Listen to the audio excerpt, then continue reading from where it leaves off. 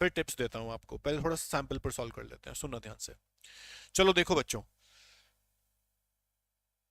सबसे पहली चीज बच्चों क्या है कि आपके पास जब भी पेपर सामने आएगा तो आप क्या करोगे, 15 मिनट्स आपके पास होंगे। 15 मिनट में आपको क्या करना है, बहुत सारे बच्चे बोलते हैं कि 15 मिनट में मेरे एमसीक्यू सॉल्व हो जाते हैं। अब 15 मिनट में एमसीक्यू सॉल्व हो जाते हैं तो बहुत अच्छी बात है, लेकिन अगर आपको ये दिख रहा है कि कोई एमसीक्यू ऐसा है जो मुझसे सॉल्व नहीं हो रहा 15 मिनट्स में, उस पर टाइम वेस्ट नहीं करना आपको, क्योंकि आप 15 मिनट की रीडिंग टाइम में आपको क्या करना है, आपको पूरा पेपर रीड करना है। क्योंकि बहुत सारी चीजें होती हैं, बहुत सारे बच्चे मिस्टेक करते हैं कि 15 मिनट में एमसीक्यूज सॉल्व करने की कोशिश करते हैं। करो ठीक है, लेकिन जहां अटक रहे हो उसको छोड़ दो। क्योंकि पूरा, मैंने बहुत बार बोला आपको, पूरा पेपर खत्म करने के बाद अगर आप एमसीक्यूज करेंगे आपके पास टाइम बचेगा। आज बहुत सारे पेपर मैंने चेक किए हैं, कल भी किए थे, तो बहुत मिस्टेक्स बच्चे करते हैं। वो सुनो ध्यान से क्या करना है।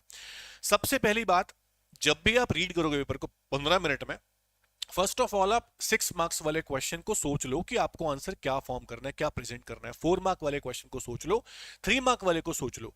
बहुत सारी गलतियां हो जाती हैं। मार्किंग स्कीम्स देख लो कैसे आपको आंसर प्रेजेंट करना है। एमसीक्यूज को लास्ट में ही करना, ये मेरी पर्सनल एडवाइस है आपको। हाँ, कुछ एमसीक्यूज आपको लग रहा है कि मेरे अभी सॉल्व हो गए हैं तो आंसर ही आएगा, वो ठीक है, लेकिन आप एमसीक्यूज में अटकने के बाद उसको सॉल्व मत करो, वो लास्ट में देखना, आपको हो जाएगा।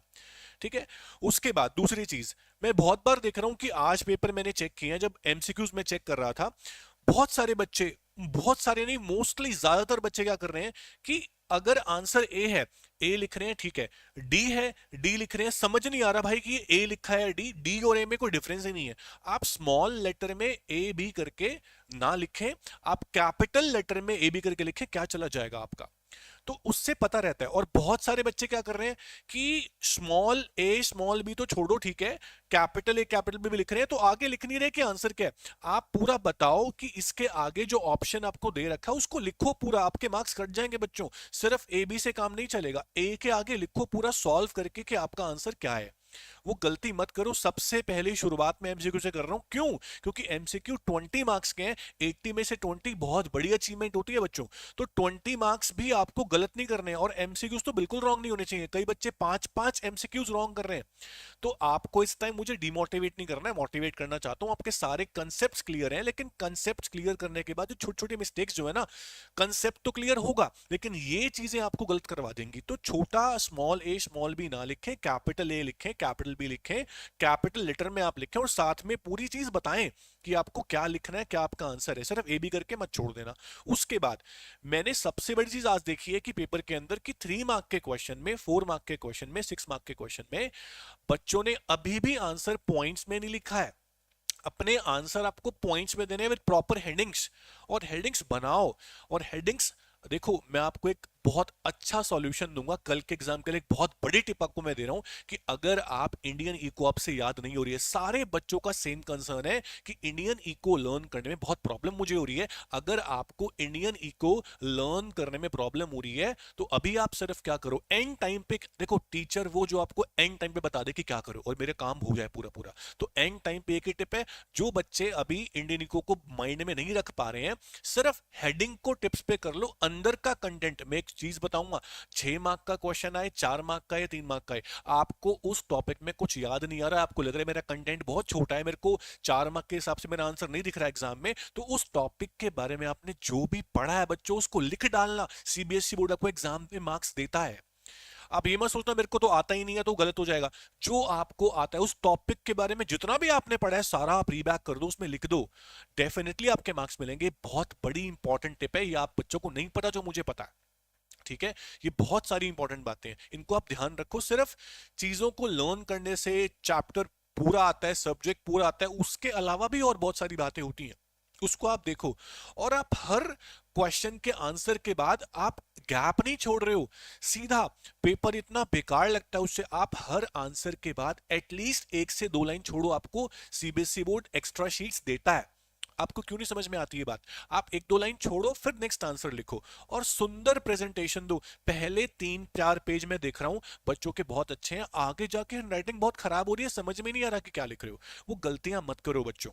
एक और बात मैंने देखी है, मॉनेटरी पॉलिसी के क्वेश्चन बहुत सारे आए हैं। मॉनेटरी पॉलिसी के क्वेश्चंस में अगर आपने देखा हो कि ओपन मार्केट ऑपरेशंस है, उसमें हर बार बच्चा गलती कर रहा है। अगर पूछा है डिफ्लेशनरी गैप ठीक कैसे करेंगे या फिर मनी सप्लाई को बढ़ाएंगे कैसे, तो सिक्योरिटीज को परचेज करने की जगह बच्चा सेल लिख रहा है। ये सेल परचेज को ध्यान दो बेटा, ये बहुत इंपॉर्टेंट बातें हैं। ये चीजें मैंने देखी है एग्जाम को चेक, आंसर शीट चेक करते वक्त। आज बहुत सारे पेपर चेक किए हैं तो काफी मिस्टेक मुझे पता चली है कि आप लोग क्या कर रहे हो। ठीक है, केस स्टडी आ रही है, केस स्टडी के अंदर आप ऑब्जर्वेशंस को और रीजंस को अंडरलाइन नहीं कर रहे हो। जब तक केस स्टडी में ऑब्जर्वेशंस को, रीजंस को अंडरलाइन नहीं करोगे तो एग्जामिनर का जो आंखें, उसकी आईज है ना, वो कैच नहीं करेंगे आपके आंसर को। तो कैचिंग अगर करानी है ना इसको, तो आपको अंडरलाइन करना पड़ेगा। केस स्टडी में नहीं, इवन सारे क्वेश्चन में आपको अंडरलाइन करना पड़ेगा, ये आप ध्यान रखो। दूसरी चीज देखो, अपना पेपर अगर टाइम पे करना चाहते हो तो पहले आप करो बड़े वाले क्वेश्चन जो आपको आते हैं। कई बच्चों की मेंटेलिटी होती है मेरे को स्टेप बाय स्टेप करना है, पहले 1 के बाद 2 ही करूंगा, 2 के बाद 3 करूंगा, 3 के बाद 4 करूंगा। ऐसे मत सोचो। आपको क्वेश्चन के आंसर देखो, आज एक और गलती भी देखी मैंने कि आंसर नंबर 14 लिखना है, बच्चे ने 1 लिख दिया, 4 लिखना ही भूल गया। यार ये चीज अगर टीचर देखेगा तो क्या समझेगा कि किसका आंसर है? ये बहुत बड़ी मेजर मिस्टेक है। ऐसी छोटी छोटी बातें गलतियां करवाएंगे, हो सकता है 6 मार्क्स चले जाएं। तो ऐसी छोटी छोटी बातों पे आप ध्यान रखो बच्चों, है ना। ये बहुत सारी इंपॉर्टेंट बातें हैं। मैक्रो इकोनॉमिक्स के अंदर न्यूमेरिकल्स में मैं क्या देख रहा हूं, न्यूमेरिकल्स में इनकम मेथड है, एक्सपेंडिचर मेथड है, कोई मेथड है, एडीएस है। आप फॉर्मूला नहीं लिख रहे हो, सीधा आंसर सॉल्व कर रहे हो। और बहुत सारे बच्चे अगर न्यूमेरिकल करोड़ में दिया हुआ है, लाख्स में दिया हुआ है, आप नहीं लिख रहे हो, लास्ट में आपका आंसर 2200 आ गया, आपने लिखा ही नहीं करोड़ है या लाख्स है, इसके मार्क्स कट जाएंगे half and one, half half marks, 1 marks करके बहुत सारे मार्क्स कट जाते हैं।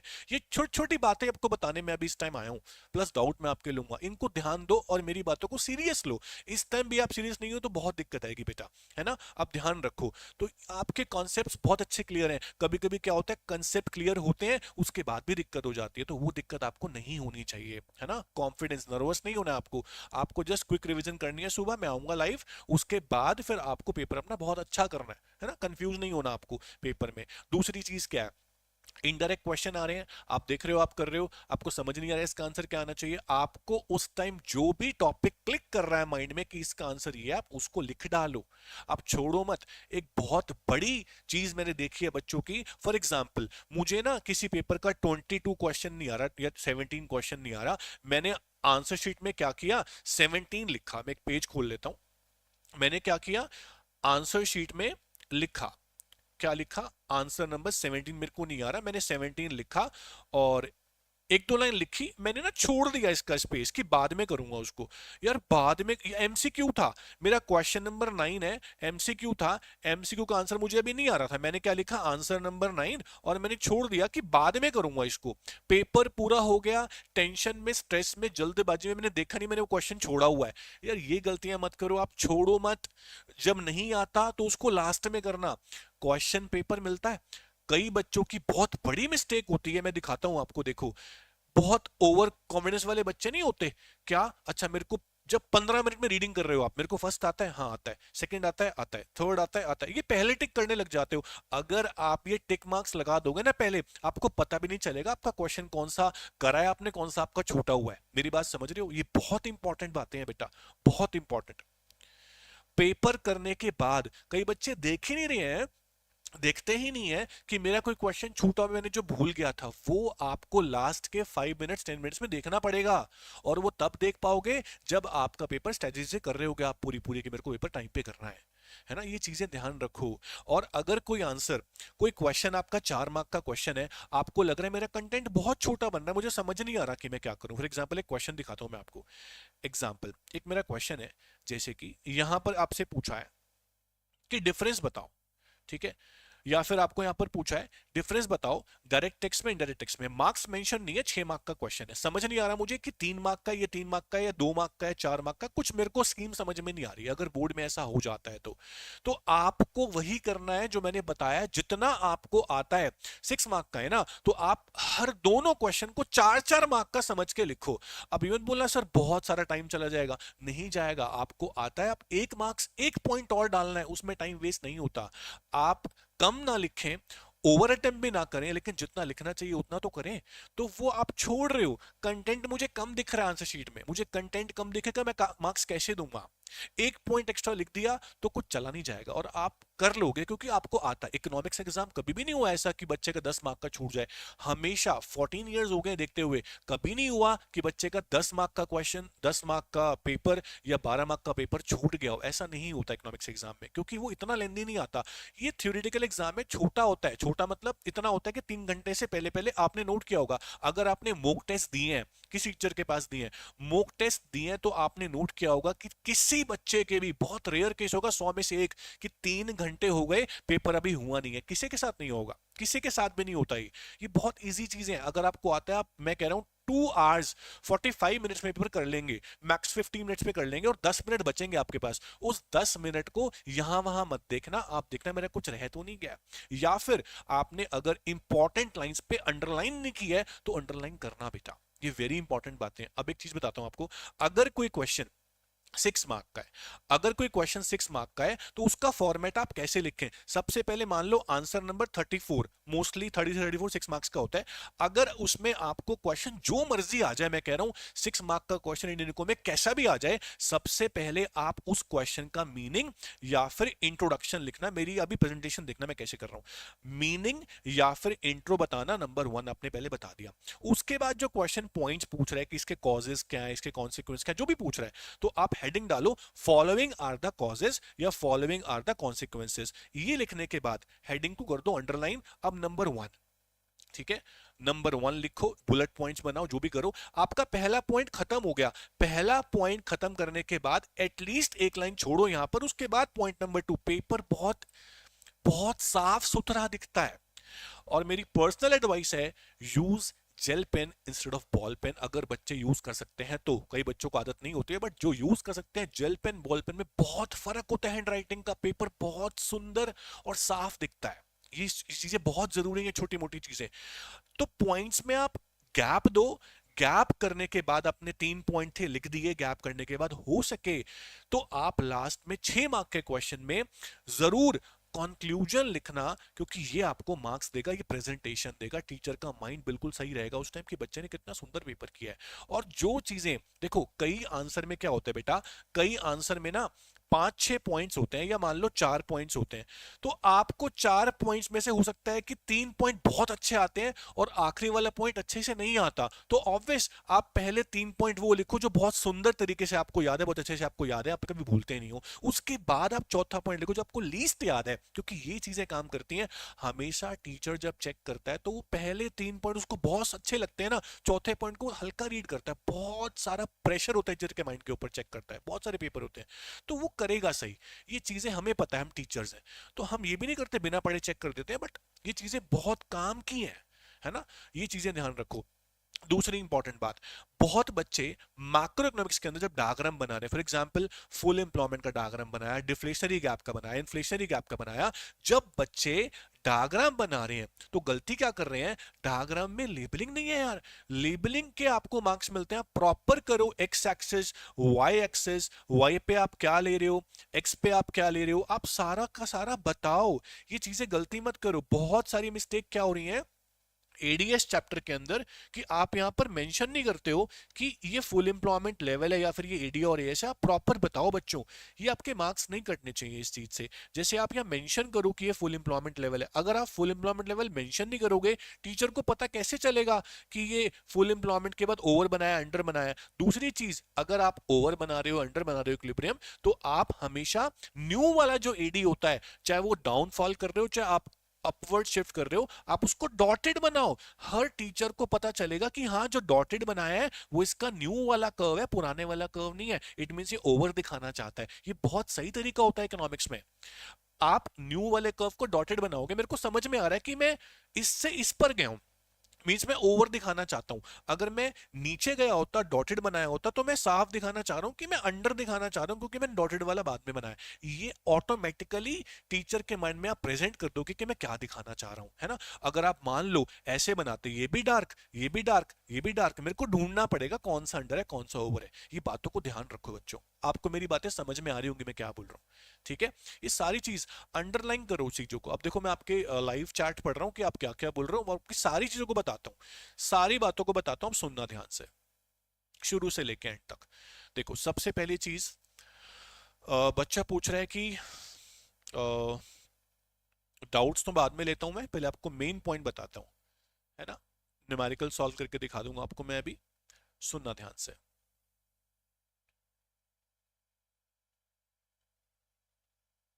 याद कर लिया लेकिन क्वेश्चन प्रैक्टिस नहीं करे, क्या पेपर में क्वेश्चन नहीं बनेंगे? बेटा आराम से आप आंसर कर पाओगे। मैं फिर से बोल रहा हूं, अगर आपने पूरे साल पढ़ा है या एंड में भी पढ़ा है, आपको क्वेश्चन में जो क्लिक कर रहा है ना माइंड में, मैं किसका क्वेश्चन पढ़ रहा हूं, कुणाल का, कुणाल अग्रवाल, तो आप आंसर बिल्कुल वही लिखो जो आपने पढ़ा हुआ है, और पूरा लिख दो जो आपको आता है। इस मोमेंट पे आप कुछ नहीं कर सकते हैं, मोमेंट पे यकीन आपको याद नहीं आ रहा, बाद में नेक्स्ट मौका मिलेगा, नेक्स्ट मौका नहीं मिलेगा, यही आखिरी मौका है बोर्ड एग्जाम का। जो आता है लिख डालो, छोड़ना नहीं है।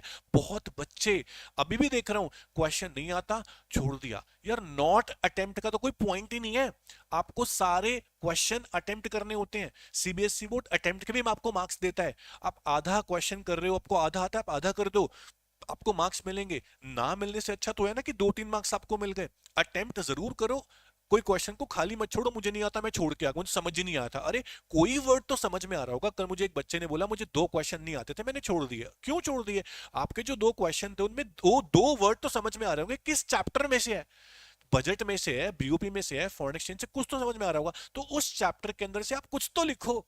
ये बहुत बड़ी बेवकूफी होगी अगर आप क्वेश्चन छोड़ के आ जाएंगे। छोड़ना आपको एक भी क्वेश्चन नहीं है बच्चों, ये बहुत बड़ी बड़ी बातें होती हैं। आगे देखो चलो, ओवर राइटिंग के नंबर तो नहीं कटेंगे। देखो पहली बात, रिद्धि चावला, आपके पास ओवर राइटिंग का ना टाइम नहीं होगा। अगर आप ओवर राइटिंग करेंगे आपका आंसर छूट जाएगा। तो जितना आपका कंटेंट होना चाहिए, फॉर एग्जांपल 3 मार्क का क्वेश्चन है, आप अराउंड, आपकी जो हॉरिजॉन्टल शीट होती है ना, उसमें आप एटलीस्ट पूरा एक पेज भरे 3 मार्क्स में, एक शीट। 4 मार्क का है, एटलीस्ट ये पूरी शीट और नेक्स्ट वाली थोड़ी सी 2-3 लाइन भरे। 6 मार्क का है तो एटलीस्ट 2 शीट्स आप भर देते हो बच्चे, मैंने देखा है ये तो करो। अब शीट्स भरने के मार्क्स नहीं है कि सर बोल रहे हैं शीट भरो और मार्क्स मिलेंगे, ऐसा नहीं है। मैं एक बात कह रहा हूं, ओवर राइटिंग करने के लिए बोल रहा हूं, ओवर राइटिंग आपको नहीं करनी है। और अगर 2-3 लाइन फालतू हो भी गई तो गड़बड़ नहीं है उसमें। आप को कॉन्फिडेंस है कि मैं अपना पेपर 3 घंटे से पहले पहले 10 मिनट पहले कर सकती हूँ या कर सकता हूं, तो आप लिखो आंसर, नो डाउट उसके मार्क्स नहीं काटे जाएंगे। हाँ, किसी क्वेश्चन में पूछ रहा है कॉजेज लिखो और आप रिजल्ट भी लिख रहे हो उसके, तो ओवर राइटिंग वो कहलाती है। ओवर राइटिंग ये नहीं कहलाती कॉजेज में आपने 4 कॉज लिख दी जगह, ओवर राइटिंग नहीं कहलाती। ओवर राइटिंग ये होती है कॉजेज पूछे गए हैं, आप उसके कॉन्सिक्वेंस भी दे रहे हो, दिस इज ओवर राइटिंग। ये आप मत करो, उस पर लिखा जाएगा नो नीड, वो आपका बेवकूफी वाली बात हो जाएगी, वो आपको नहीं करना, दैट्स इट। उसके बाद नेक्स्ट बच्चा पूछ रहा है कि अगर नेक्स्ट इज क्या पूछ रहे हैं, हाँ डाउट्स मैं लेता हूं पहले आपके, ये प्रेजेंटेशन की बातें सीखता हूं, क्या बोल रहे हो आप। चलो, डरने वाली कोई बात नहीं है बेटा। इंडियन इको आपको मार्क्स देगी अगर आप लिख कर आएंगे वहां पे। आपने कंटेंट कम लिखा, कम चीजें लिखी हैं। इंडियन इको में बहुत बच्चे हर बार हर साल एंड में डरते हैं क्योंकि शुरू से पढ़ते नहीं है। अभी क्या करना है आपको, आप सॉल्यूशन बताता हूं। अगर आपको इंडियन इको में थोड़ी सी भी लग रही है गड़बड़ कि मेरे को नहीं आता, आपको एक टिप है सबसे बड़ी कि आप हर आंसर को पूरा पूरा पूरा पूरा लिख कर आओ, छोड़ो मत। कंटेंट प्रेजेंटेशन इतनी सुंदर बना दो टीचर को बस ये लगे कि हाँ इसको आता है। समझ रहे हो, ये बहुत बड़ी ट्रिक है कि अगर आपको इंडियन को नहीं भी आती, आप प्रेजेंटेशन में सुंदर बना दो कि टीचर को लगे कि इसको आता है। अगर क्वेश्चन नहीं आता तो मैं बात कर रहा हूं, अगर आपको आते हैं ऑब्वियस आप अपना अच्छा अच्छा कंटेंट लिखो। आ रही है बात समझ? चलो, अब सैंपल पेपर सॉल्व करने जा रहा हूं मैं आपको, एक सुनना ध्यान से। ये सैंपल पेपर थोड़ा सा अच्छा सैंपल पेपर है, इसको आप ध्यान दो कि कैसे करना है पेपर को। चलो शुरू करते हैं। सबसे पहला क्वेश्चन है, आज ये मैंने पेपर लिया था, जो बच्चे अगर ऑफलाइन वाले बच्चे लाइव में तो देखना ध्यान से, इसको आंसर मिल जाएंगे आपको इसके अंदर। यहां बोल रहे हैं people are unwilling to work at existing wage rate. Willing unwilling to work है, विलिंग नहीं है, अनविलिंग टू वर्क है। तो आंसर क्या होगा बताएं बेटा। क्वेश्चन नंबर 1, वॉलंटरी है या सीजनल है, कैजुअल है, फ्रिक्शनल है? लोग विलिंग ही नहीं होते तो उसे क्या बोलते हैं? वॉलेंट्री अनएम्प्लॉयमेंट बोलते हैं बेटा, इसका आप ध्यान रखें। एमसीक्यूज इस तरह के एमसीक्यूज आ सकते हैं एग्जाम में। अब बोल रहे हैं ऑटोनॉमस कंजम्पशन जो है वो आपका 50 है, यानी सी बार इज 50 और एमपीसी जो है आपका 0.6 है, और आपको निकालना है इनकम, आपको दी हुई 800 और आपको निकालना है सेविंग्स। तो कैसे निकालेंगे आप? सिंपल सा सॉल्यूशन है, आप क्या लगाएंगे फॉर्मूला, सी बार प्लस बी वाई, सी बार प्लस बी वाई लगा देंगे, आपका सी आ जाएगा। तो सी बार कितना आपके पास 50 है, बी कितना आपके पास 0.6 है, और वाई कितना आपके पास 800 है। इसको आप सॉल्व कर लें, ठीक है। आपका 480 प्लस 50 आपका आ गया 5, कंजम्पशन आ गया। अब y में से आप c माइनस कर दें, आपका सेविंग आ जाएगा, ठीक है। इस तरह से क्वेश्चन सॉल्व करो। उसके बाद नेक्स्ट है balance of trade is a part of, BOT किसका पार्ट होता है? कैपिटल अकाउंट का, ऑफिशियल रिजर्व अकाउंट का, या फिर करंट अकाउंट का? ऑप्शन क्या है आपके पास? Current account is the correct answer, क्योंकि करंट अकाउंट का पहला कंपोनेंट आपका बीओटी होता है, विजिबल आइटम्स के लिए। ओके, फोर्थ क्वेश्चन है सी is equals to minus a bar plus by, c is equals to minus a bar plus by। पहली बात तो माइनस आना नहीं चाहिए, सिर्फ a है। तो a का मतलब क्या है? ये बच्चों ने क्वेश्चन, बहुत सारे बच्चों ने गलत किया है। What is a? सबसे पहली बात, a को या फिर c बार को आप ऑटोनॉमस कंजम्पशन बोलते हो बेटा। ऑटोनॉमस कंजम्पशन में आपकी c का कर्व बनता है, और c बार जो है इसको ही हम a बार बोलते हैं। दिस इज ऑटोनॉमस कंजम्पशन, और जहां से भी कोई कर्व शुरू होता है, चाहे सेविंग कर्व शुरू हो रहा हो नेगेटिव से, चाहे कंजम्पशन कर्व शुरू हो रहा हो पॉजिटिव से, this is called intercept.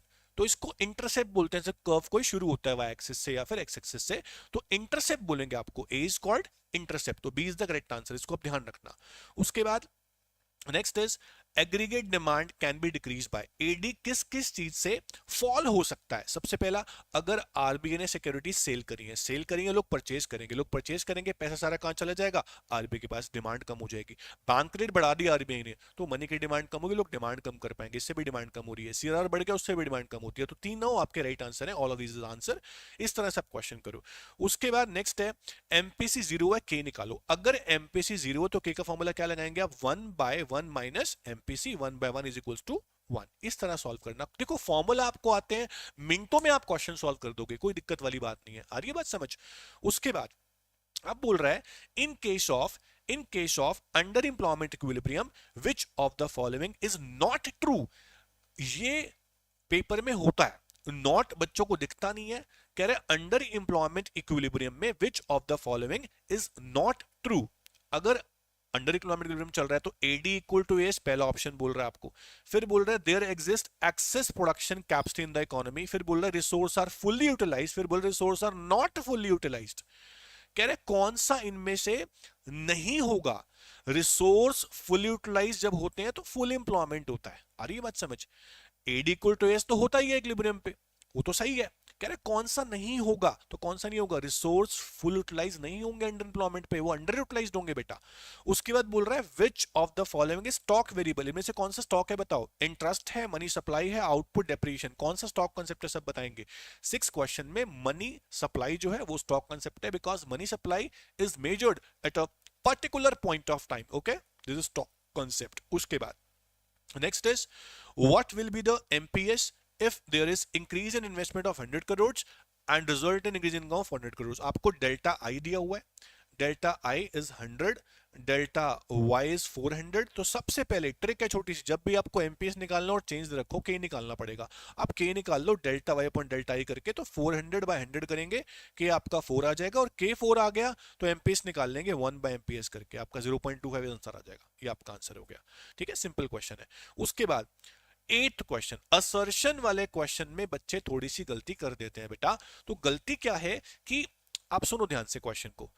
Assertion reason based question में एक टिप देना चाहूंगा आपको, जब भी आप ये वाले क्वेश्चंस करते हो तो सबसे पहले आप असर्शन को पढ़ो, रीजन को मत पढ़ो। रीजन को सोचो कि इस असर्शन का रीजन क्या हो सकता है, उसके बाद ये रीजन देखो जो दिया होता है कि इसमें क्या दिया, मेरा रीजन मैच कर रहा है कि नहीं कर रहा है। एग्जांपल मैं कैसे करता हूं देखो, कह रहा है value of money is less than the value of commodity in India. Commodity value का मतलब क्या होता है? Intrinsic value. एक मान लो 2000 रुपए का नोट है, अब तो बंद हो गया, 500 का नोट है, चलो 500 के नोट की जो मनी वैल्यू है 500 है, लेकिन जो कॉमोडिटी वैल्यू है ऑब्वियस वो कम है। या कॉइन्स को देख लो, दो का सिक्का है, उसकी फेस वैल्यू 2 रुपए है, पर उसकी कॉमोडिटी वैल्यू, इंट्रिंसिक वैल्यू बहुत कम है ना? तो क्यों कम है? मैं नहीं पढ़ रहा रीजन, मैं सोच रहा हूं कि क्या हो सकता है। अगर कॉमोडिटी वैल्यू ज्यादा है, और सॉरी मनी वैल्यू ज्यादा है, कॉमोडिटी वैल्यू कम है, तो इसका मतलब क्या है, क्यों रखी गई है कि लोग जो है ना वो कॉइन्स को मेल्ट करेंगे और बिजनेस करेंगे, गैम्बलिंग ना हो इसलिए होगी। तो यही रीजन बनता है। अब रीजन इसमें है कि नहीं है, देखो आप, people would have melted the coins and sold the metal in the market, इसलिए उसकी मनी वैल्यू को ज्यादा रखा गया और फेस कॉमोडिटी वैल्यू को कम रखा गया। तो असर्शन भी ट्रू है, रीजन भी ट्रू है, करेक्ट एक्सप्लेनेशन भी है, तो आंसर आप मार्क कर देंगे इसका ए। इस तरह से असर्शन रीजन वाले क्वेश्चन में मैं आपको टिप दे रहा हूं, असर्शन पढ़ लो, रीजन को मत पढ़ो। आप दोनों एक साथ पढ़ लेते हो यार, रीजन को सोचो कि क्या आ सकता है, रीजन जो आपने सोचा है उससे मैच करता हुआ रीजन यहां पर है, तो आपको अपने आप समझ में आ जाएगा। ठीक है ना? Tomato produce by person in kitchen garden, not included, वो तो एक किचन गार्डनिंग है, वो अपने इंक्लूड होगी वेब ऑफ। उसके बाद next is outflow of foreign exchange. अगर फॉरेन एक्सचेंज का आउटफ्लो होता है, आप कहां रिकॉर्ड करेंगे, आप बताएं इसको, सब बच्चे बताएं मेरे को जो लाइव में, अगर फॉरेन एक्सचेंज का आउटफ्लो हो रहा है तो कहां रिकॉर्ड होगा? देखो रिसिप्ट आती है क्रेडिट साइड, पेमेंट जाती है तो debit side record, debit side record कर दोगे उसको आप। नेक्स्ट इज कह रहा है if the value of visible exports, exports ज्यादा इंपोर्ट से, विजिबल लिखा है मतलब गुड्स की बात हो रही है, तो बैलेंस ऑफ ट्रेड की बात हो रही है, गुड्स के लिए ट्रेड होता है, तो आपका बीओटी की बात हो रही है। ठीक है, बीओटी, बीओपी मत मार्क कर देना बेटा, बीओपी मत मार्क कर देना। फिर है नेक्स्ट सेशन क्वेश्चन है, dirty floating occurs, dirty floating occurs when one country manipulates the exchange rate to foster economic interest। Dirty floating में क्या होता है, फॉरेन एक्सचेंज रेट अगर बहुत ज्यादा ऊपर नीचे चला जाए, मैनेज फ्लोटिंग की बात हो रही है, तो मैनिपुलेट किया जाता है ना। असर्शन तो ट्रू है, लेकिन क्यों किया जाता है? ताकि हमारी कंट्री में स्टेबिलिटी बनी रहे एक्सचेंज रेट के मामले में। क्या रीजन है इसके अंदर? Dirty floating occurs when it's hurt the economic interest of the country. ठीक है, ये तो लिखा हुआ है, लेकिन इसका रीजन नहीं है, ये असर्शन का रीजन नहीं है। मैनिपुलेट इसलिए करते हैं कि स्टेबिलिटी बनी रहे, तो रीजन ठीक है बट करेक्ट एक्सप्लेनेशन नहीं है असर्शन का, तो आप मार्क करेंगे इसके अंदर बी। आ रही है बात समझ? उसके बाद distinguish between current account and capital account. जब भी डिफरेंस आए, एक टिप देना चाहूंगा, जब भी डिफरेंस आए बेटा, जब भी एग्जाम में डिफरेंस आए, आप बच्चे गलती कर रहे हो, आज मैंने शीट्स चेक की, आंसर शीट्स, तो आप लोगों के डिफरेंस में बेसिस नहीं है। आज भी बहुत सारे बच्चे आंसर पॉइंट में नहीं कर रहे हैं, ऐसे टेबल फॉर्म में नहीं कर रहे हैं, डिफरेंस हमेशा टैबुलर फॉर्म में किया जाता है। सबसे पहला कॉलम आप बनाओ बेसिस का, बेसिस के बाद आप बनाओ जो आप डिफरेंस कर रहे हो, लाइक करंट अकाउंट। ठीक है, डिफरेंस में हमेशा टैबुलर फॉर्म होनी चाहिए। फिर आप बनाओ कैपिटल अकाउंट। ठीक है, डिफरेंस ऐसे करना है आपको, बेसिस में नंबर 1 डालो, मीनिंग सबसे पहले मीनिंग आना चाहिए, मीनिंग के बाद डालो कॉन्सेप्ट, नैरो है या वाइड, फिर डालो आप कंपोनेंट्स, इसके करंट के कौन से हैं, कैपिटल के कौन से हैं। ठीक है, कंपोनेंट्स के बाद एग्जांपल भी आप डाल सकते हो, क्या क्या रिकॉर्ड करता है, वैसे कंपोनेंट्स में आ गया वो, तो मीनिंग कॉन्सेप्ट नैरो ब्रॉड हो जाएगा। तो ऐसे आप करके लिखो बेटा, ये बहुत प्रेजेंटेशन का पार्ट होता है। डिफरेंस को कौन करता है पॉइंट्स में, डिफरेंस को टैबुलर फॉर्म में करना चाहिए, तो ऐसे करके आना एग्जाम में कल। आ रही है बात समझ? ओके। उसके बाद नेक्स्ट इज, अब बोल रहा है कि explain the effect of rise in price of foreign currency on exports. बहुत ही अच्छा क्वेश्चन एग्जाम में आ सकता है, rise in price of foreign currency.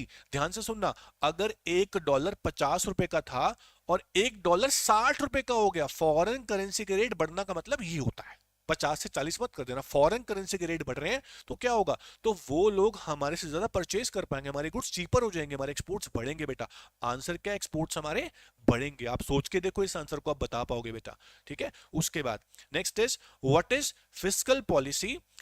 बहुत अच्छा क्वेश्चन है, इंपॉर्टेंट क्वेश्चन है, व्हाट इज फिस्कल पॉलिसी। और फिस्कल पॉलिसी में जो टूल्स होते हैं, उनमें रेवेन्यू वाले टूल को, इनकम वाले टूल को और एक्सपेंडिचर वाले टूल को बताना है, बस। चारों नहीं बताने, पब्लिक डेट और डेबिट फाइनेंसिंग नहीं बताना आपको, सिर्फ टैक्सेशन और गवर्नमेंट एक्सपेंडिचर बताना है, क्योंकि इनकम टैक्सेस से आती है और एक्सपेंडिचर वाला गवर्नमेंट एक्सपेंडिचर है। तो कैसे एक्सेस डिमांड करेक्ट होगी और कैसे डेफिशिएंट डिमांड करेक्ट होगी बेटा, एक्सेस डिमांड करेक्ट कैसे होती है। सबसे पहली बात, बहुत सारे बच्चे क्या करते हैं, फिस्कल पॉलिसी में फिस्कल डेफिसिट भी लिख देते हैं, ये थोड़ा उल्टा हो जाएगा। फिस्कल पॉलिसी क्या है, fiscal policy refers to the policy of government to maintain economic stability in the country. Meaning लिखो, सबसे पहले मीनिंग लिखो, मीनिंग पूछा है ना, पूछो तब भी लिखना 4 मार्क के क्वेश्चन में। फिस्कल पॉलिसी से कैसे ठीक करेंगे, एक्सेस डिमांड। अगर हमारी कंट्री में एक्सेस डिमांड चल रही है तो गवर्नमेंट क्या करेगी बेटा, गवर्नमेंट टैक्सेस को बढ़ाएगी ताकि डिमांड लोग कम करें, परचेजिंग पावर लोगों की कम हो जाए। तो थोड़ा एलोबरेट करके लिखना।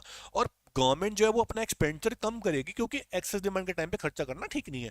अगर डिमांड डेफिशिएंट चल रही होती तो गवर्नमेंट टैक्सेस कम करती और गवर्नमेंट एक्सपेंडिचर को बढ़ाती पब्लिक पे, ताकि लोग डिमांड ज्यादा कर परचेसिंग पावर बढ़े। इस तरह आंसर फॉर्म करना। Presentation should be very very beautiful, attract कर दी टीचर को, तो आपको फुल मार्क्स मिलेंगे, 100% मिलेंगे।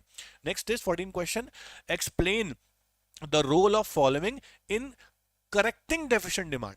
डेफिशिएंट डिमांड करेक्ट कैसे करते हैं? ओपन मार्केट ऑपरेशन से। बहुत सारे बच्चे इसके अंदर मिस्टेक कर रहे हैं, बाय की जगह सेल, सेल की जगह बाय। बेटा आरबीआई अगर सिक्योरिटीज को बेचेगा ना पब्लिक को, तो लोग खरीदेंगे, लोग खरीदेंगे तो सारा पैसा आरबीआई के पास आ जाएगा, मनी सप्लाई कम हो जाएगी। वो हमें बढ़ानी है, डेफिशिएंट डिमांड के अंदर बढ़ानी है। बढ़ाने के लिए आरबीआई क्या करता है? पब्लिक से सिक्योरिटीज को परचेज करेगा, परचेज करेगा तो आरबीआई पैसा देगा उनको, और पैसा देगा तो कंट्री के अंदर मनी सप्लाई बढ़ जाएगी जो पहले कम थी। तो बाय कब करता है? जब मनी सप्लाई बढ़ानी हो।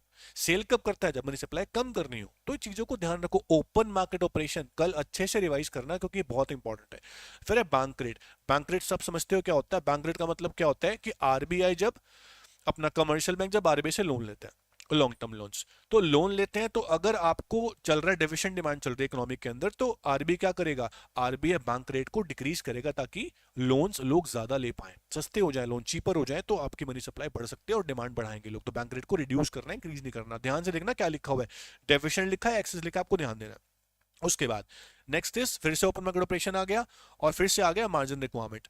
मार्जिन रिक्वायरमेंट का मतलब क्या होता है कि जब अगर कमर्शियल बैंक्स जो हैं वो लोन देते हैं, तो ऑब्वियस सिक्योरिटी भी रखते हैं, कोलेट्रल। तो कोलेट्रल सिक्योरिटी और लोन के बीच के डिफरेंस को बोलते हैं मार्जिन रिक्वायरमेंट्स। अगर आपकी डिमांड चल रही है एक्सेस, तो ऑब्वियस आरबीआई क्या करेगा? मार्जिन रिक्वायरमेंट्स को इंक्रीज करेगा, ताकि कमर्शियल बैंक्स भी इंक्रीज करें और उसको लोगों की परचेजिंग पावर, या फिर लोग कहते हैं लोगों के लोन लेने की पावर जो है वो कम हो जाएगी, क्योंकि रिक्वायरमेंट बढ़ने से लोग डिस्करेज होते हैं कि इतनी रिक्वायरमेंट है, अब लोन क्यों लें। तो एक्सेस डिमांड के टाइम पे रिक्वायरमेंट्स को बढ़ाना है। एग्जाम्पल नहीं दे रहे हो आप आंसर में। एग्जाम्पल में क्या लिखो कि 20% रिक्वायरमेंट थी और अब 30% हो गई, उसके बाद आप एक्सप्लेन करो। एग्जाम्पल डालोगे तो मार्क्स मिलेंगे, एग्जाम्पल नहीं डालोगे तो मार्क्स नहीं मिलेंगे। मार्जिन रिक्वायरमेंट का एग्जाम्पल जरूर डालना आपको, ये बहुत इंपॉर्टेंट है, ठीक है, इसे मिस मत करना। उसके बाद नेक्स्ट है, discuss how central bank play the role of controller of credit. इस पे सेम बात लिखनी है आपको, क्वांटिटेटिव और क्वालिटेटिव दोनों इंस्ट्रूमेंट बताने हैं छोटे छोटे ब्रीफ के अंदर। उसके बाद क्या न्यूमेरिकल आ गया आपका नेशनल इनकम का। देखो ध्यान से इसमें क्या करना है। नेशनल इनकम के न्यूमेरिकल में आपको निकालना है net value added at factor cost. आपको दिया है value of output, value of output में से माइनस करोगे आप क्या? Intermediate consumption. 800 माइनस 200, ये आपका आ गया जीवीएमपी 600। ठीक है, जीवीएमपी आया आपका 600। जीवीए निकालने के बाद आप क्या करोगे? आपको निकालना है एनवीएएफसी। तो माइनस करोगे डेप्रिसिएशन, आपको दिया हुआ है 20, 20 हो गया माइनस। उसके बाद आप क्या करोगे? मार्केट प्राइस में से माइनस करोगे नेट इनडायरेक्ट टैक्सेस। कैसे निकालेंगे? Indirect taxes minus subsidies. तो 30 माइनस 50 क्या होता है? माइनस का 20 होता है। तो माइनस कर दोगे आप 20। ठीक है, तो क्या आंसर आएगा आपका? आप देखो, तो 600 माइनस 20, उसके बाद और माइनस हो रहा है आपका 20। ये आपको निकालना था यहाँ पे एनवीएफसी। उसके बाद नेक्स्ट क्या है क्वेश्चन, क्या बोल रहा है? आपको नेट इनडायरेक्ट टैक्सेस भी निकालने हैं, जीवीए एमपी और जीवीए एफसी में से आप निकाल सकते हो एनआईटी का डिफरेंस। ये आप निकाल लेना, वैसे आपको दिया हुआ यहां पर 30 माइनस 50, ये आपसे निकल जाएगा। उसके बाद नेक्स्ट क्या बोल रहा है क्वेश्चन, सुनना ध्यान से। क्वेश्चन सेकंड के अंदर बोल रहा है आपको एनआईटी निकालने को। वैसे तो एनआईटी में क्या करना है आपको? एनएनपी एमपी क्वेश्चन में दिया हुआ है आपको निकालनी है एनआईटी की वैल्यू। क्या निकालनी है? एनआईटी की वैल्यू निकालनी है और एनडीपीएफसी निकालना है। तो एनआईटी कैसे निकालोगे? एनएनपी एमपी आपको दिया हुआ है और जीएनपीएफसी आपको दिया हुआ है, दोनों को आमने सामने रखो और एनआईटी की वैल्यू निकाल लो। माइनस करो डेप्रीशिएशन और प्लस करो एनआईटी। एनआईटी दिया नहीं हुआ, उसको ऐसे कैसे लिख रहे हैं दो। तो आपका 1400 है एनएनपी एमपी और जीएनपीएफसी आपका 1300 और डेप्रीशिएशन आपका क्या है? 100 और एनआईटी आपको निकालना है। ठीक है, तो ये आपका हो गया 1200। तो 1400 में से 1200 घटाओ, एनआईटी आपका आ गया 200। ये आपने सॉल्व करना है इस तरह से। अब बोल रहा है क्वेश्चन फाइंड आउट एनडीपीएफसी। तो आपके पास जीएनपीएफसी भी है और एनएनपीएमपी भी है, किसी से भी आप निकाल सकते हो एनडीपीएफसी, सिंपल निकाल लेना। इस तरह से क्वेश्चन सॉल्व करो। उसके बाद next is answer the following questions. बोल रहा है classify the following into revenue receipt capital receipts. देखो ध्यान से, रिकवरी ऑफ लोन्स, इसमें गलती करी है बच्चों ने। Recovery of loan is not revenue receipt, this is capital receipt, ये गलती मत करना। Recovery of loan capital receipt क्यों होता है? अगर आपने किसी को लोन दिया था, वो रिकवर हो गया, तो आपकी एसेट्स कम हो गई, और जो रिसिप्ट्स एसेट रिड्यूस कर दें वो आपकी होती है कैपिटल रिसिप्ट, ठीक है। इंटरेस्ट जो है वो रेवेन्यू रिसिप्ट्स है, क्योंकि ना ही कोई लायबिलिटी क्रिएट कर रहा है, ना ही कोई एसेट को रिड्यूस कर रहा है। ये वेरी वेरी इंपॉर्टेंट चीज है, इसको आप ध्यान रखना। अब बोल रहा है next is classify the following into revenue receipts and capital receipts. अगर सेल ऑफ शेयर से पैसा मिल रहा है, इट मींस आपके शेयर सेल हो गए तो आपकी एसेट्स रिड्यूस हो गई, एसेट रिड्यूस हो गई तो ऑब्वियस कैपिटल रिसिप्ट है। आंसर देना, रीजन नहीं दोगे तो मार्क्स नहीं मिलेंगे बच्चों। फिर बोल रहा है बोरोविंग्स, बोरिंग करोगे पैसा तो आएगा, लेकिन लायबिलिटी क्रिएट हो जाएगी, लायबिलिटी क्रिएट होगी तो ऑब्वियस बात है कौन सा रिसिप्ट? Capital receipt. रीजनिंग देना हर चीज की। ओके, बच्चे पूछते हैं कि हर लाइन में आंसर लिखूं, क्या रीजन दूं? ऑब्वियस सब में लिखना पड़ेगा आपको। प्रॉफिट रिसीव हो रहा है पीएसयू को, तो दिस इज रेवेन्यू रिसिप्ट, क्योंकि लायबिलिटी क्रिएट नहीं हो रही, कैसे रिड्यूस नहीं हो रही। इनकम टैक्स रिसीव हो रहा है, again revenue receipt, tax revenue का पार्ट है, कोई लायबिलिटी क्रिएट नहीं हो रही, कोई एसेट रिड्यूस नहीं हो रही। ये आपका मैक्रो था। फिर बोल रहा है given the meaning of revenue deficit, fiscal deficit, primary deficit. Revenue deficit का मतलब क्या होता है कि जब रेवेन्यू एक्सपेंडिचर आपके ज्यादा होते हैं रेवेन्यू रिसिप्ट से। फॉर्मूला भी मेंशन करना, फॉर्मूला मेंशन करोगे तो मार्क्स पूरे मिलेंगे, फॉर्मूला मत छोड़ देना। कई बच्चे बोलते हैं सर मीनिंग पूछा था फॉर्मूला क्यों लिखूं? यार इतनी ईगो में आओगे तो मार्क्स कैसे मिलेंगे? नेक्स्ट इज फिस्कल डेफिसिट क्या होता है? कई बच्चे पता है क्या लिख रहे हैं आंसर शीट के अंदर? Fiscal deficit is equals to borrowings. यार आपसे मीनिंग पूछा, आप स्मार्ट क्यों बन रहे हो? Fiscal deficit is equal to borrowing, ये एक इंपैक्ट, एक इंप्लीकेशन होती है, बट आपको मीनिंग बताया। फिस्कल डेफिसिट क्या होता है? जब गवर्नमेंट के टोटल एक्सपेंडिचर ज्यादा हो टोटल रिसिप्ट से एक्सक्लूडिंग बोरोविंग्स। एक बच्चा पूछ रहा है कि गाइस स्लीप जरूरी है एग्जाम के लिए या रात भर पढ़ूं? एक बच्चा था, मैं आपको बता रहा हूं उसकी कहानी छोटी सी। वो पूरी रात पढ़ता रहा सुबह 5 बजे तक, एग्जाम गया 10 बजे, 10:30 बजे बैठा एग्जाम में, और 11 बजे आ गई नींद। उठा 12:30 बजे, टीचर ने भी नहीं उठाया, पेपर छूट गया। तो सो जाना थोड़ा सा, ये गलत बात है पूरी रात पढ़ना और सुबह 6 बजे फिर उठना, फिर एग्जाम देना, आपको नींद आएगी एग्जाम में। 2-3 घंटे स्लीप लेना बहुत जरूरी है। स्लीप के ना बात नहीं बनेगी। बहुत अच्छी बात पूछी है वैसे आपने, और ये इंपॉर्टेंट चीज है। ओके, डिफरेंट डिफरेंट बता रहा हूँ, नेक्स्ट अभी ये क्वेश्चन आने वाला है। अब चल रहे हैं इंडियन इको के ऊपर। इंडियन में आपका पहला क्वेश्चन है, वैसे मैक्रो का क्वेश्चन आ गया यहाँ पर गलती से। डिमांड, ऐसे कौन से डिपॉजिट्स हैं जो डिमांड पे पेबल होते हैं? ऑब्वियस, जिसमें रिस्ट्रिक्शंस नहीं होती ज्यादा, तो करंट अकाउंट डिपॉजिट्स है। रिस्ट्रिक्शन सेविंग के अंदर भी नहीं होती, होती है पर बहुत कम होती है, एफडी में बहुत ज्यादा होती है, तो आंसर आप करंट अकाउंट लिखोगे। नेक्स्ट इज, अब नेक्स्ट है इन विच 5 year plan agriculture was the top priority? तो क्या बोलोगे आप? सेकंड के अंदर इंडस्ट्रियल रेवोल्यूशन था, उसकी बात नहीं करेंगे आप, तो आंसर देंगे फर्स्ट। उसके बाद next is inward looking trade strategy को और क्या बोलते हैं? Import substitution policies are the name of inward looking trade strategy. उसके बाद है village and small scale committee setup कब हुई? इसको कार्वे कमेटी भी बोलते हैं, तो 1955 इज द आंसर। ध्यान से करना डेटा वाले क्वेश्चन, डेटा लर्न कर लेना, इस पे क्वेश्चन बनेंगे। उसके बाद नेक्स्ट है difference between exports and import को क्या बोलते हैं? क्या बोलते हैं एक्सपोर्ट इंपोर्ट को? गुड्स की बात लिखी हुई है यहां पर या नहीं? अगर गुड्स की बात नहीं लिखी हुई तो आप गुड्स मान लेना, क्योंकि बीओटी की बात यहां पर हो रही है, ठीक है। गुड्स, अगर पेमेंट रिसिप्ट बोला होता बीओपी मानता, पर कुछ नहीं लिखा तो गुड्स मानूंगा, बीओटी इज द आंसर। उसके बाद विच of the following is not a issue of rural development? ये बहुत बड़ा इशू था क्रेडिट का, मार्केटिंग बहुत मेजर इशू था। ह्यूमन कैपिटल वहां पर नहीं है, बहुत बड़ा इशू है। Tourism is not the issue, इसको आप करेक्ट कर सकते हो। उसके बाद ह्यूमन डेवलपमेंट का मतलब क्या है? Development of individuals by acquiring good education, consist of skills used in the process of production, increase in human capital formation. ये तीनों के तीनों, ठीक है, तीनों के तीनों आपके ऑप्शन है, all of this is the answer. उसके बाद WTO का प्रीडिसेसर क्या था? मतलब कि WTO में पहले क्या चलता था? WTO जब शुरू हुआ तो एग्रीमेंट चलता था वहां पर, एक GATT, उसको बोलते हैं journal agreement of trade and tariff. ये सबसे पुराना एग्रीमेंट है। आज MTA चलता है तो उसे बोलते हैं मल्टीलेटरल ट्रेड एग्रीमेंट। तो आप बताओगे इसको, GATT is the answer. 5 year plan have put a lot of emphasis on the growth of industries because जो 5 साल के प्लान बने आपके, उसमें सेकंड जो प्लान था 56 वाला, उसका फोकस किस पे था और क्यों था? इंडस्ट्रीज पे था, ऑब्वियस लिखा क्वेश्चन के अंदर ही, पर क्यों था? क्योंकि इंडस्ट्रीज को स्टेबल करना था, इंप्लॉयमेंट जनरेट करनी थी इंडस्ट्रीज के अंदर, ग्रोथ करनी थी इकोनॉमी की, ऑब्वियस इंडस्ट्रीज चाहिए, कंट्री को मॉडर्नाइज करना था, ये भी ऑप्शन है। तो ऑल दिस आंसर, ये आपका आंसर हो जाएगा सी, ऑल ऑफ दिस। उसके बाद नेक्स्ट है increase in real income along with increase in welfare. आपकी इनकम भी बढ़ रही है, आपकी कंट्री का वेलफेयर भी बढ़ रहा है, नोन एज सस्टेनेबल डेवलपमेंट, इसको आप बोलना। उसके बाद the notion, sorry, of sustainable development was adopted by SAARC, UNCED, none of these, और ASEAN। आपका आंसर है UNCED, United nation conference on environment development is the right answer. इसकी full form होती है यूएनडीसी की, United nation conference on environment development. इसका answer ये है, ये मार्क करना। अब आते हैं असर्शन वाले क्वेश्चन पे।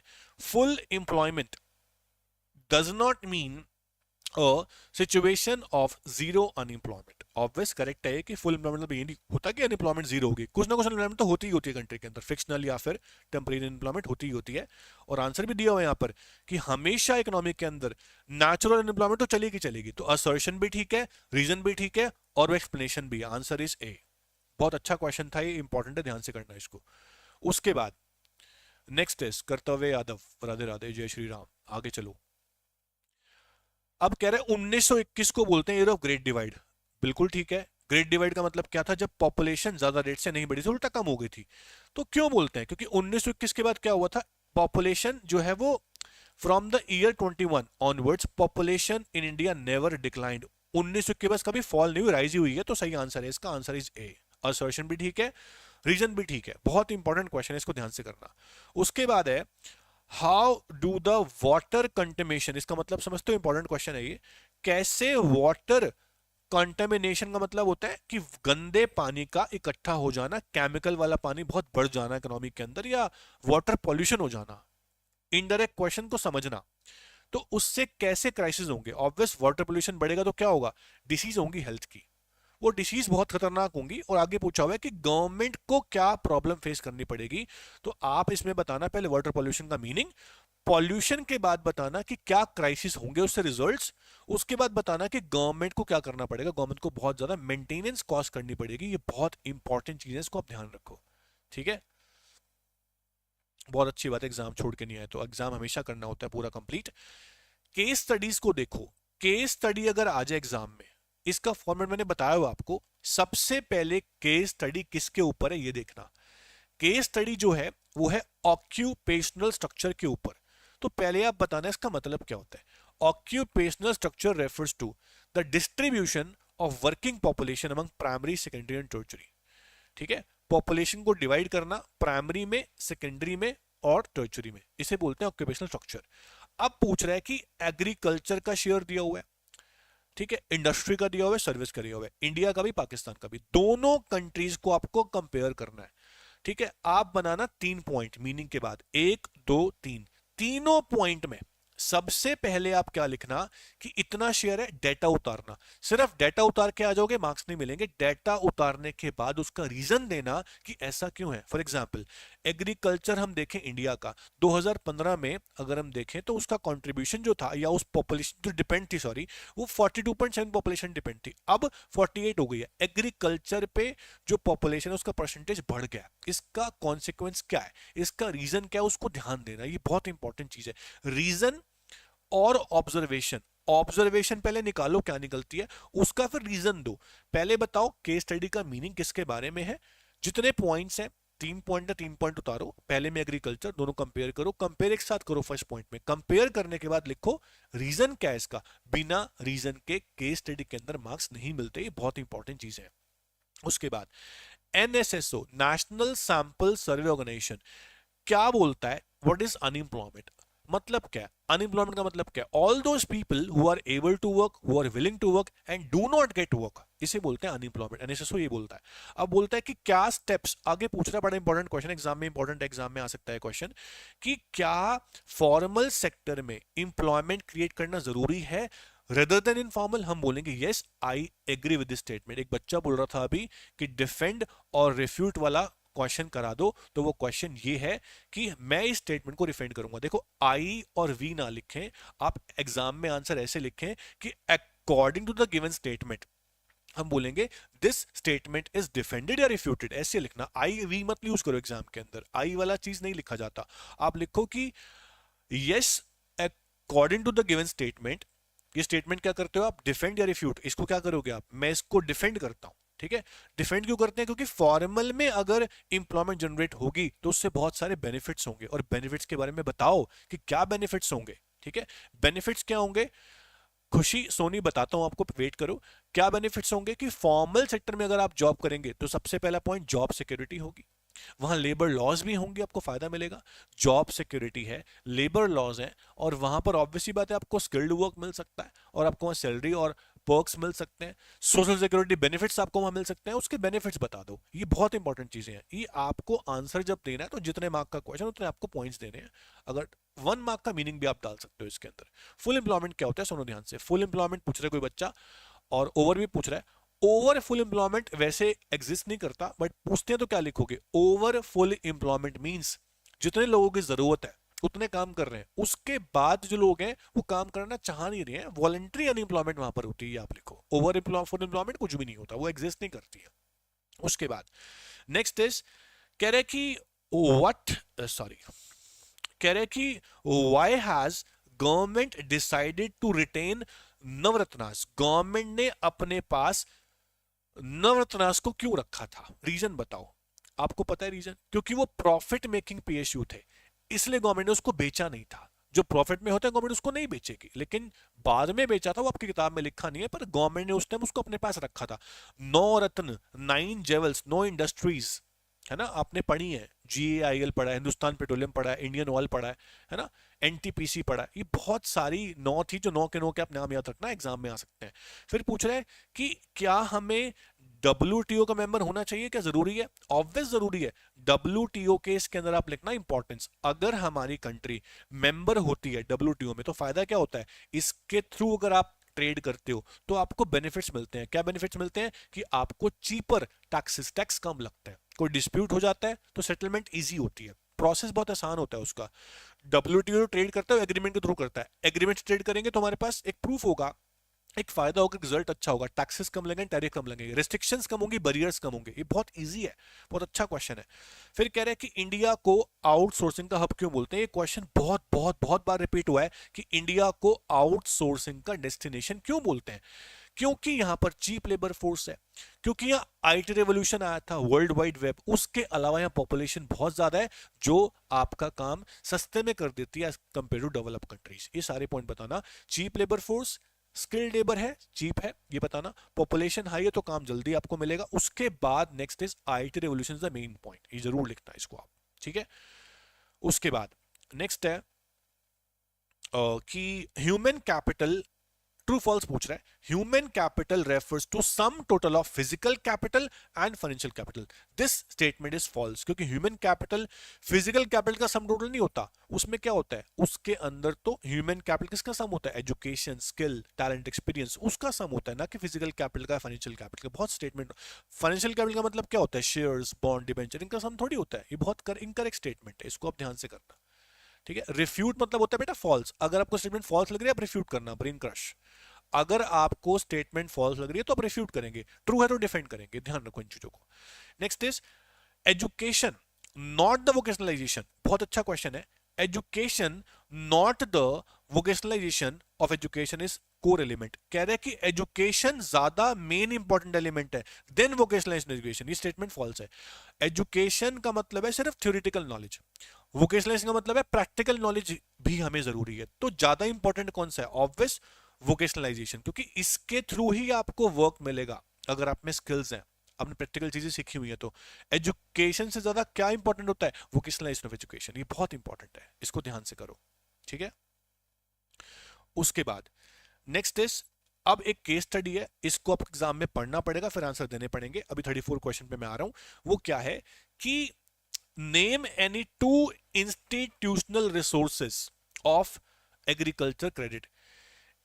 इसके अंदर क्या आता था, आप लिख सकते हो RRBs, जितने भी इंस्टीट्यूशंस थी, land development banks, commercial banks, cooperative societies, ये भी किस में आता है, इंस्टीट्यूशनल में। उसके अलावा NABARD भी आप डाल सकते हो, गलत नहीं होगा ये। ये दो बता दो कोई भी इसके अंदर से। उसके बाद नेक्स्ट है what is the meaning of rural development, ये क्या होता है। Rural development refers to the action plan taken by the government to develop rural areas. ये बहुत सिंपल डेफिनेशन है बुक के अंदर। डेफिनेशन तो आपकी वर्ड टू वर्ड होनी चाहिए, अंदर कंटेंट चल जाएगा, डेफिनेशन शुड बी बेस्ट, सही डेफिनेशन होनी चाहिए। बफर स्टॉक क्या होता है। बफर स्टॉक वो होता है जो गवर्नमेंट मेंटेन करती है। जब गवर्नमेंट एमएसपी पे, मिनिमम सपोर्ट प्राइस पे फार्मर्स से लेती है प्रोडक्ट्स, उसके बाद क्या करती है, उसको स्टोर करती है। जब शॉर्टेज होगी तो बेचती है, एक्सपोर्ट भी कर सकती है। तो बफर स्टॉक का फायदा ये भी होता है, राशनिंग भी कर सकती है गवर्नमेंट। तो बफर स्टॉक क्या है, जो गवर्नमेंट ने स्टॉक मेंटेन किया अपने पास, ठीक है, वो बहुत इंपॉर्टेंट है। फिस्कल डेफिसिट को डिफाइन कर दो, ये पूछ रहे हो आप। फिस्कल डेफिसिट का मतलब होता है क्या, difference between total expenditure and total receipts excluding borings या फिर non debt creating capital receipts. इस तरह आप लिखना, फॉर्मूला के साथ डेफिनेशन लिखना। नेक्स्ट है explain the role of non farm employment. Very important question it is, non farm employment का क्या रोल है डाइवर्सिफिकेशन में। सबसे पहली बात आप बताओगे डाइवर्सिफिकेशन होता क्या है।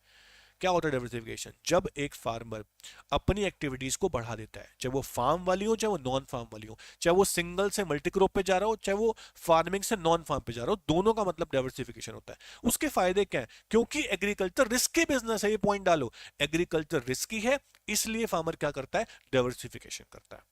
दूसरी चीज, फार्मर को अपनी इनकम सप्लीमेंट करने की, वहां पॉवर्टी बहुत ज्यादा है, इसलिए वो डाइवर्सिफिकेशन करता है। उसको लगता है कि एग्रीकल्चर जो है वो सीजनल है, इसलिए डाइवर्सिफिकेशन करता है। बहुत सारे पॉइंट यहां बन सकते हैं। उसके बाद कह रहे हैं एक्सप्लेन 3 नॉन फार्म एरियाज। तो क्या क्या बताओगे, ऑब्वियस फिशरी बताओगे, हॉर्टिकल्चर बताओगे, लाइव स्टॉक फार्मिंग बताओगे। तीनों को अच्छे से एक्सप्लेन कर दोगे बहुत बढ़िया तरीके से। इस तरह पेपर करना, तो सारे क्वेश्चन आपको ऑब्वियस आते होंगे और आएंगे तब जब आप एक बार बस एक काम करना, सुबह सुबह जब उठोगे तो आप अपने जो आपके पास नोट्स है या कोई भी बुक है उसकी हेडिंग को क्विकली रिवाइज करना और हेडिंग को बिल्कुल टिप्स पे कर लेना। हेडिंग्स अच्छे से आती हैं तो अंदर कंटेंट आप लिख दोगे, एग्जाम में बढ़िया मार्क्स आएंगे। ओके, ये काम जरूर करना बच्चों। चलो अब प्रिपरेशन करो अच्छे से अपनी सब लोग, और उसके बाद स्लीप जरूरी है, मैक्स टू मैक्स 1 बजे 2 बजे आप सो जाना, ताकि सुबह आप उठ सको 5-6 बजे, फिर रिवीजन करनी है आपको, फिर एग्जाम देने के लिए जाना है। चलो, all the best, thank you so much, take care, मिलते हैं नेक्स्ट लाइव क्लास में मॉर्निंग के अंदर। चलो।